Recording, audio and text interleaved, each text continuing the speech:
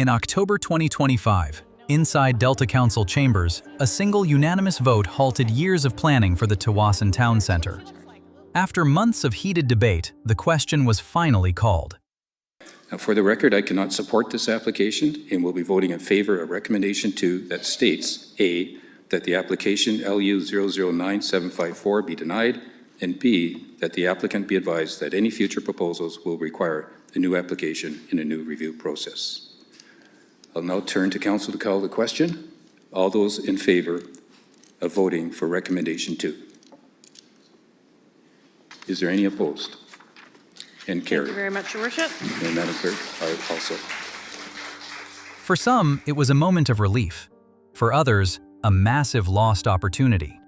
At the center of it all is an aging mall, a site many agree must change, but few can agree on how. But the history of this project didn't start with a rejection. It began years earlier, built on a foundation of political encouragement and high expectations. When those expectations met the reality of the community's experience, the disconnect became impossible to ignore. Well, my reaction when council rejected the proposal twice was, really profound disappointment for all the work that had gone into the proposal.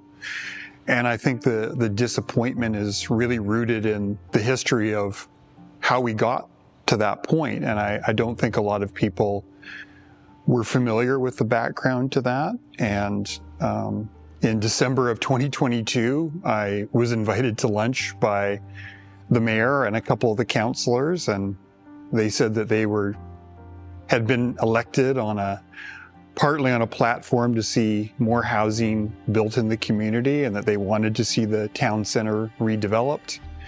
And they said, please come forward with an application, and we want to see density, we want to see good urban planning.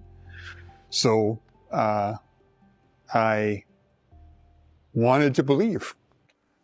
So we were very surprised at the unanimous decision by council in October to reject the proposal. We were hoping, obviously, that the decision would have gone that way. Having it in that unanimous fashion was a big surprise. So when council voted to reject the town centre proposal, I wasn't surprised. I expected them fully to vote to reject it. I had spoken to a lot of people who had their reservations, but for me, it couldn't have gone any other way. So if there was a specific concern or concerns, I would say the height of the buildings and traffic. No matter what the height of the buildings, I think vehicle traffic became a lightning rod. I took that to heart. Buildings are too high, so we revised it from 24 to 18. But I just feel like the rules of the game are constantly changing, and so I have no confidence that anything at this point would be accepted. And I think, being put in a position of going to the constant time and expense to revise and being asked to essentially guess what they would approve, and then being encouraged, having an OCP approved that said we build up to 24 stories, but put in a significant amenity contribution. Yeah, we really like the idea of a library, and now being lectured and told that, well, actually, we just want you to build 6 stories. I mean, what is the point of that? The friction wasn't just about the height of a building. It was about the feeling of the process itself. For many residents, the consultation felt less like a conversation and more like a sales pitch, leaving a gap between what was shown and what was actually proposed. The first iteration of the town centre mall redevelopment was effectively, a coffee and cookie night, where in we were invited to go in there. I attended it, as did a lot of residents, and you got a little package of stickers when you got in, and you got to walk around and look at various boards, and things that you liked, you put your sticker on, things that you didn't like, you ignored. So you felt like you were being engaged, but the reality was there was not a single picture of a 24-story building on there.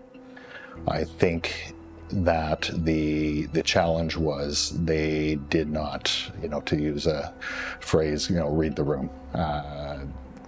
This was not something that the people of Tsawwassen, the people of South Delta, the Delta, wanted to see in their town. It's more that you're being sold something. Every meeting you would go to, every presentation was more of it felt like you were going to a car dealership and you had somebody next to a car telling you what a great idea this was, and just telling you that they'll take your thoughts into consideration, while reiterating over and over again what a great idea this development or this proposal is, until the last minute, where they change their minds.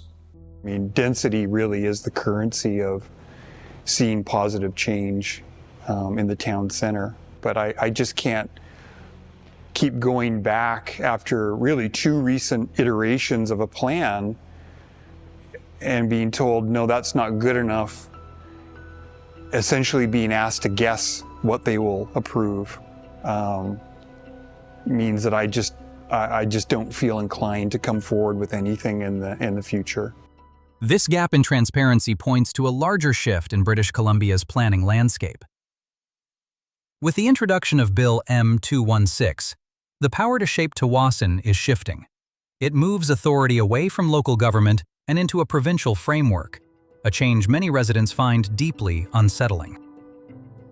Bill M216 is an interesting one. I mean, the design of it, as I understand it, I'm not a legal expert or political expert, but the design of it seems to try to put more control back in the hands of the developer by giving them the ability to hire professionals if they feel that decisions made by the city, municipality aren't consistent with what they want to see.